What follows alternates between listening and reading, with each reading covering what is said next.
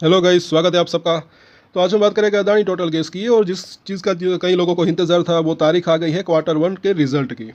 अब इसका प्राइस आगे कहाँ जा सकता है उसके ऊपर चर्चा करेंगे, एनालिसिस करेंगे। सब्सक्राइब जरूर कर लें, इसके ऊपर डेली चर्चा करते हैं, एनालिसिस करते हैं। सबसे पहले रिजल्ट अगर उम्मीद से बेहतर आता है तो तेज़ी की संभावना रह सकती है, खास करके जैसे कि हमने बात की 700 को पार करे तब एक अच्छी तेज़ी की संभावना रह सकती है। अगर इसको पार नहीं कर पाता तो कंसोलिडेशन भी रह सकता है। नीचे में जो है 580 से 600 का जो जोन है अभी, तो ये एक जो है अच्छा सपोर्ट एरिया हो सकता है। तो ये एक बिगर रेंज इसकी जो है अभी दिख रही है। क्यों ऐसा, वो हम देखेंगे। और ऐसी जानकारी आपको और कहीं नहीं मिलेगी, तो सब्सक्राइब जरूर कर लें। सबसे पहली बात तो एक और है कि बाजार क्या है। निफ्टी की बात करें तो 25,200 ये एक हर्डल बना हुआ है, इसके नीचे बना हुआ है, तो थोड़ा सा अंडर परफॉर्म अभी यहाँ पर लग रहा है। तो अगर बाजार के अंदर गिरावट आती है तो थोड़ा सा इसके अंदर भी प्रेशर देखने को मिल सकता है। अब लेवल्स को भी देखेंगे, पहले देख लेते हैं कि रिजल्ट की डेट क्या है।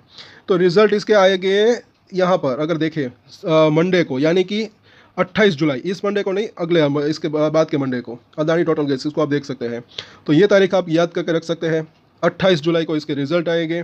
और उसके बाद अगर बात करें रिजल्ट, जैसे कि हमने बात की, उम्मीद से बेहतर, बाजार की उम्मीद से बेहतर आते हैं तो अच्छे रह सकते हैं। बाकी अच्छे ही रिजल्ट तो रह सकते हैं, ग्रोथ आ सकती है, लेकिन कितनी आती है वो देखना बनता है। इसके खास करके हमारी नज़र कहाँ पर रहती है, ज़्यादातर मेरी नज़र अगर बात करें ईवी चार्जिंग स्टेशन कितने बढ़ाए, क्योंकि वो एक अच्छा बिजनेस उसके लिए, फ्यूचर के लिए हो सकता है, ऐसा मुझे लग रहा है। बाकी अभी देखें इसके अंदर शॉर्ट टर्म में तो जो रेंज एक छोटी दिख रही है, इसकी ऊपरी लाइन 680, निचली लाइन 630 के आसपास, और अभी ये मिडिल लाइन के आसपास खड़ा है, वहाँ पर सपोर्ट लेने की बार बार कोशिश कर रहा है। ये देखो यहाँ पर कई दिन से लगातार, अगर यहाँ पर अगर देखते हैं यहाँ से लेकर यहाँ तक। लेकिन अगर वीकली चार्ट के ऊपर देखते हैं तो इसकी जो ऊपरी लाइन है वो 700 के आसपास है, ये एक हर्डल बन सकता है। अभी वहाँ पर एक बड़ी मूविंग एवरेज है, वो भी देखेंगे 200 दिन की। और उसके बाद अगर देखें तो पहला सपोर्ट एरिया ये, जैसे कि यहाँ पर देखा, वो डेली चार्ट के ऊपर निचली लाइन यहाँ पर है, और यहाँ पर मिडिल लाइन है वीकली चार्ट के ऊपर बुलिंजर बैंक की 630 के आसपास, ये इसका पहला सपोर्ट हो सकता है। उसके बाद का सपोर्ट, ये लाइन थोड़ी सी दूर दिख रही है 566, लेकिन ये ऊपर जा रही है, तो अगले हफ्ते ये 580 के आसपास आ सकती है। इसलिए मैंने कहा कि 580 से 600 वो एक निचला सपोर्ट एरिया हो सकता है। तो सपोर्ट एरिया जो है वो पास ही अभी भी दिख रहा है, क्योंकि आरएसआई की अगर बात करें तो ऑलरेडी 48 के आसपास है। अगर ये 30 के पास पहुंचता है तो वापस से बाउंस बैक की संभावना भी रह सकती है। कई बार मैंने कहा है कि जब अगर स्टॉक एक रेंज बाउंड ऊपर नीचे करे तो उसमें भी जो है एक प्रॉफिट मिलने की संभावना रह सकती है। नीचे में सपोर्ट, ऊपर में रेजिस्टेंस के ऊपर नज़र बनाकर रख सकते हैं। जैसे कि यहाँ पर एग्जांपल के लिए अगर बात की, कई बार इसने जो है यहाँ पर एक छोटे छोटे मूवमेंट में भी 5-10% के रिटर्न अगर मिलते हैं छोटे टाइम में भी, तो वो कम नहीं होता, ऐसा मुझे लग रहा है। बाकी सबकी अपनी अपनी मर्जी की बात होती है, कई लोग लॉन्ग टर्म निवेशक भी हो सकते हैं।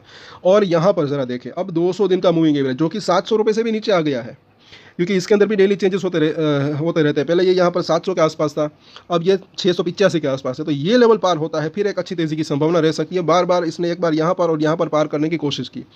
तो अब अगर बाजार का साथ रहता है, बाजार संभल जाता है, क्योंकि थोड़ा सा नेगेटिव फैक्टर यहाँ पर दिख रहे हैं, जैसे कि कुछ बड़ी कंपनियों के रिजल्ट थोड़े से खराब आ रहे हैं, ऐसा मुझे लग रहा है। आज ही अगर बात करें HDFC बैंक, जहाँ तक मुझे याद है, थोड़े से उसके रिजल्ट थोड़े से उम्मीद से ख़राब आए, नेट प्रॉफिट थोड़ा सा घटा।